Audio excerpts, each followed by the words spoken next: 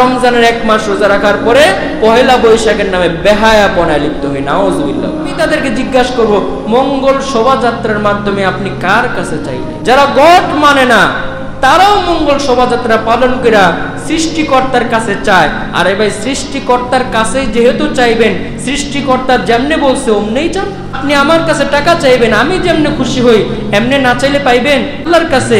আর আল্লাহর মনোনীত ধর্মকে বাদ দিয়ে আল্লাহর কাছে মঙ্গল চান, আল্লাহ তো এটা কখনো দিবে না। এটা একটা বাচ্চাও বুঝে।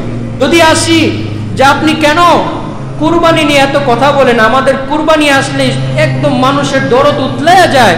কেন গরুগুলাকে কাটা হয়? গরুগুলাকে কাটা না হইলে গরুর মালিকরা টাকা কই পাবে? এই দরদ আপনার লাগে না? যদি কুরবানি আসলে এতই দরদ হয়, তাহলে আজকে তারা কেন ইলিশ মাছকে কাটলো? ইলিশ মাছ কাইটা কাইটা যে খাইলো, এটাও তো প্রাণীকে হত্যা করা হয় নাকি বলেন? যদি তাই বলেন প্রাণী হত্যা নিষেধ, তাহলে আমি বলবো পুঁইশাক বলেন, লাউ বলেন, ঢেঁড়স বলেন, সিম বলেন, প্রত্যেকটারই জীবন আছে, একটাও কাইটার না একটাও খায়। যদি কষ্ট আপনার এতই কষ্ট লাগে, এতই কষ্ট উতলে যায়, তাহলে কোনো মাকে সন্তান জন্ম দিতে বললেন না, কারণ একটা সন্তান জন্ম দেওয়া 3 বার মৃত্যুর চেয়েও বেশি কষ্ট।